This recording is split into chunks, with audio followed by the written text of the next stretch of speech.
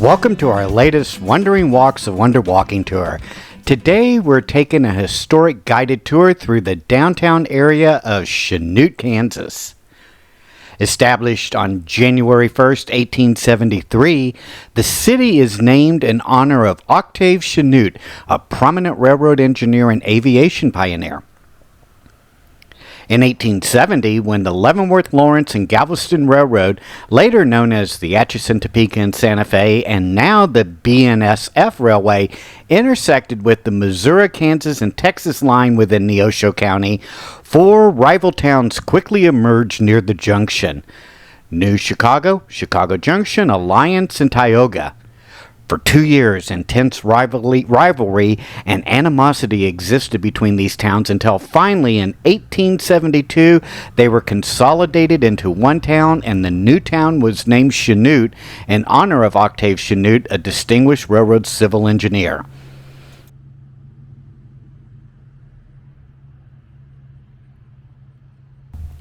Our tour begins here in front of the historic Santa Fe Depot in Chanute. This depot was the hub of the community when it was built. It's currently on the Kansas Register of Historic Places. The depot was, for many years, the Southern Division headquarters for the Santa Fe Railroad.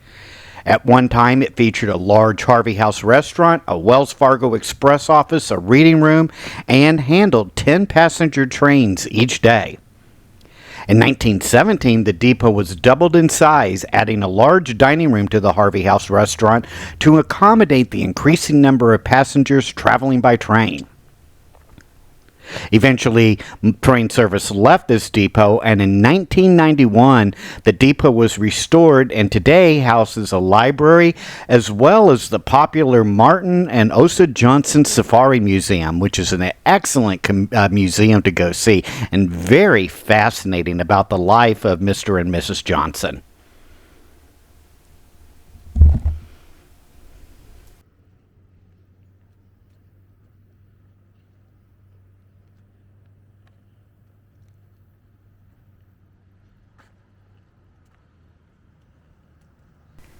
On the back of the Santa Fe Depot are this locomotive and caboose that we see on display. The locomotive, the yellow engine car that we see here, is a Davenport 30-ton switch engine which was built around 1937 and once used by the Monarch Cement Company.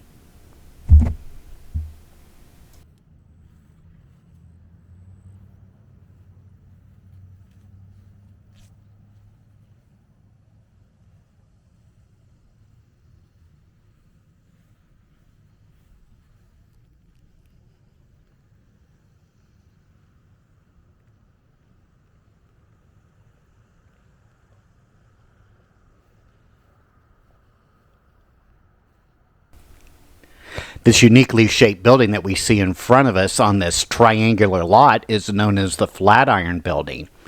J.L. Barnes, the Santa Fe superintendent, built this structure in 1907 and 1908. It was built on the railroad's right-of-way to house a drugstore on the first floor and offices on the second floor. For 35 years, it was occupied by the Travelers Inn Saloon. For that reason, this building sometimes is referred to as the Travelers Inn. It now houses the Chanute Historical Society Museum. The area around Chanute had been settled as early as 1856, and with the LL&G Railroad on the horizon, the residents of Tioga, Chicago Junction, Alliance, and New Chicago found themselves in that heated dispute over which town would host the LL&G Railroad's new land office. Unable to resolve their differences, the towns welcomed the intervention of Octave Chanute, the chief engineer and general superintendent of the LL&G Railroad. In 1872, Chanute proposed that the towns merge to end the conflict. And on January 1st, as mentioned earlier, that merger took place and the newly unified town was named Chanute. With the establishment of the Southern Kansas Railroad Division's headquarters in Chanute, the city experienced significant growth. By 1887, Chanute was rapidly expanding with the development of flour mills, grain elevators, banks, drug and hardware stores, as well as access to natural gas. The growth continued throughout the early 1900s once electricity came into town in 1903, as well as more utilities. The Ash Grove Cement Company, now the nation's sixth largest cement company, began operations in Chanute way back in 1908.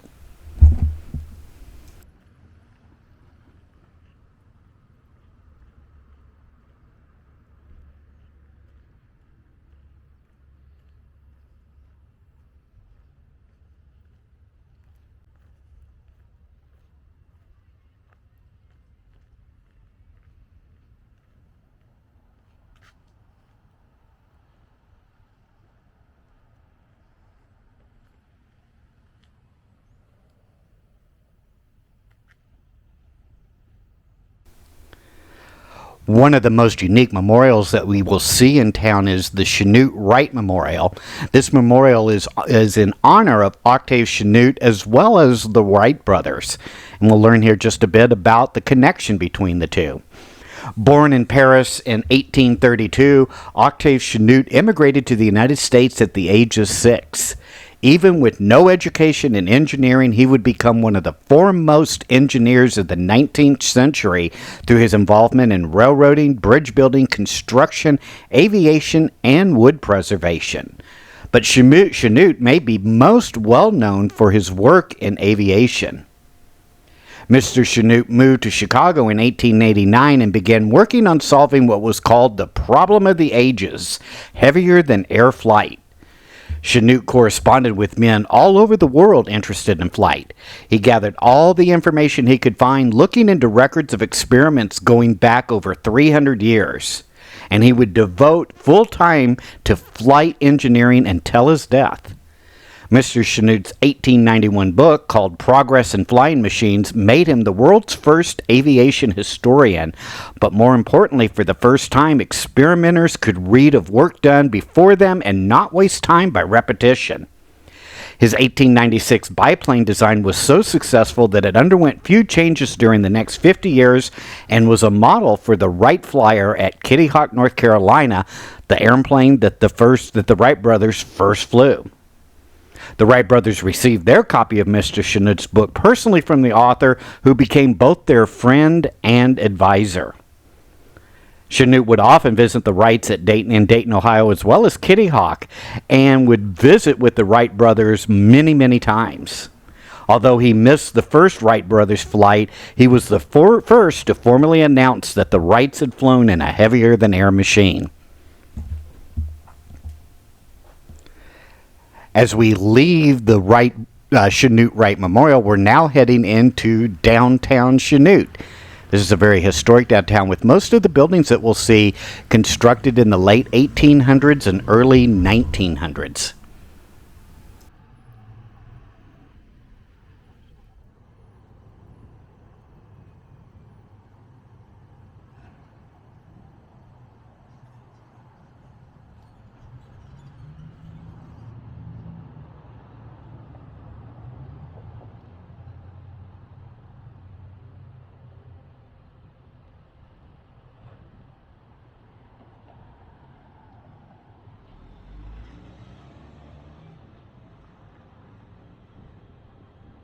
One of the most historic buildings in downtown Chanute is the Tioga Inn. This building was constructed in 1929 and over the years has been known as the Tioga Hotel, the Tioga, as well as the Jones Building. This building is listed on the National Register of Historic Places. It was a six-story, 100-room hotel that dominated the skyline of Chanute when it was built nearly 100 years ago.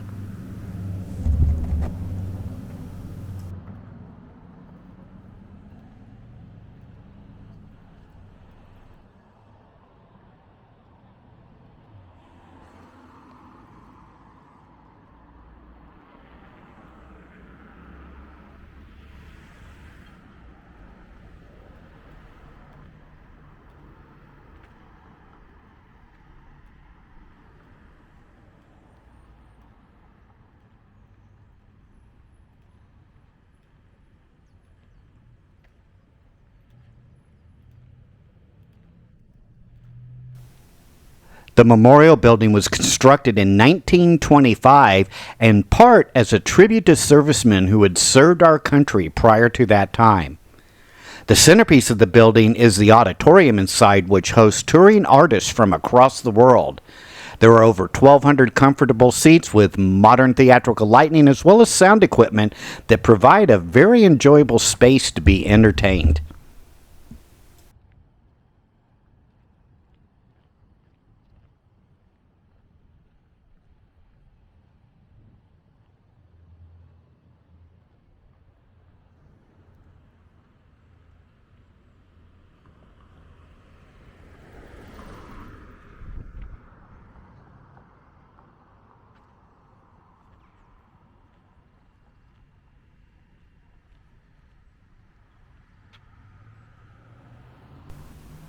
Across the street from us, from the memorial building, is the Neosho County District Courthouse. The actual county courthouse is in Erie, Kansas, not too far away here from Chanute.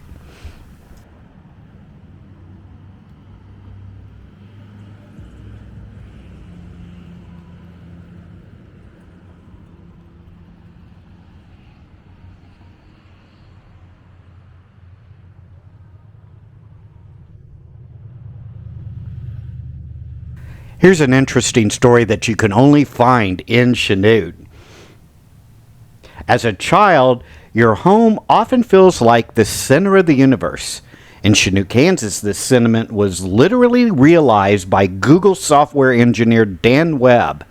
In a quirky tribute, the town honored Webb's decision by featuring it in one of America's most unique murals. But what did he do? Well, that tale traces back to Brian McClendon, another engineer pivotal in founding the precursor to Google Earth. A proud Jayhawk, McClendon chose to set Google Earth's default location on PCs to his childhood home in Lawrence, Kansas, near the geographic center of the continental United States. Not to be outdone, Webb, leading the Mac team, redirected Google's Earth Center to his hometown of Chanute, Kansas. Typically, a story like this would end with a local newspaper article and a fun Easter egg for enthusiasts, much like it did in Lawrence. But Chanute embraced this quirky claim to fame with gusto, creating what would be considered the world's most enduring screenshot. In 2010, the Chanute Area Chamber of Commerce commissioned a mural of the Google Earth display as seen on Mac computers and placed it here in the heart of downtown's busiest intersection in Chanute. The mural features an outline of the United States and a large star marking Chanute, Kansas at the center, and even copyrighted to authenticate this screenshot. Although Google Earth no longer defaults to a single central location and likely wouldn't choose such a US-centric point even if it did, the mural still remains on display on this intersection here in Chanute. Banners around town, as well as residents, proudly proclaim Chanute as the center of Google Earth. Well, at least on Mac computers.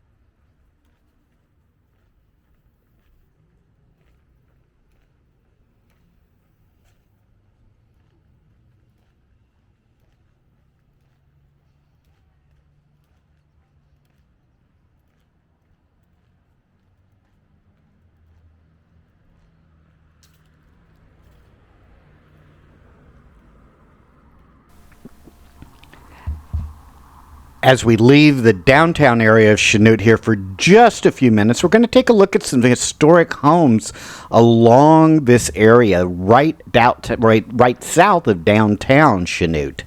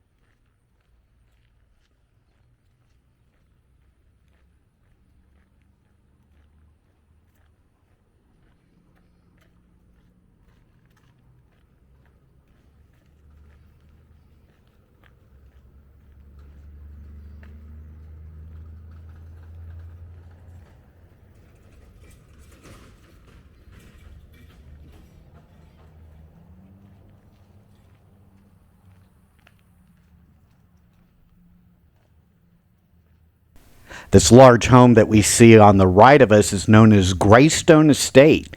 It was built in 1910 by oil and gas man D.H. Fisher. The house was known historically as the Cooper House. The home was renamed the Greystone Estate in 1974 by the owners at that time. Its architectural style is best described as Italian Renaissance. It features a prominent red roof tile with dormers on all four sides. The walls are red brick with stone trimming around the Andover windows. The main entrance and side lights still have beveled leaded glass. There's a small carriage house in a matching style at the rear of the building. A garden house in a matching style has fountains, reflecting pools, as well as a gazebo that were added to the south side of the house.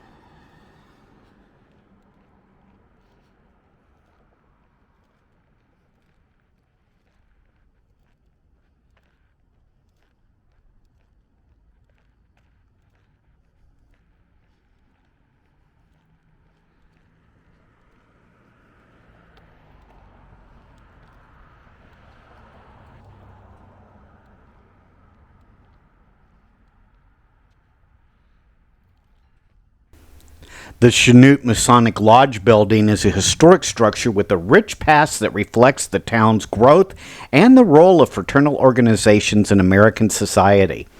The building was constructed in the early 20th century, a period when many Masonic lodges were established across the United States as centers for community and social activities. For many years, the Masonic Lodge served as a key social hub in Chanute. Masonic lodges were not only meeting places for Masons, but also served as venues for community events, charitable activities, as well as local governance.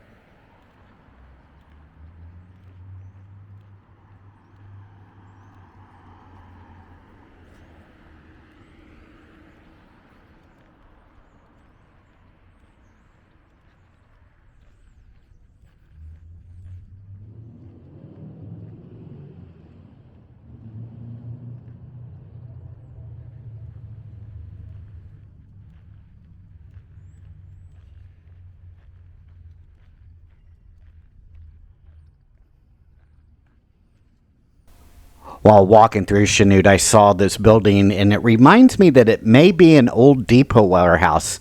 I really struggled to find any information on the building, although it does look like it was built in the late 1800s or early 1900s.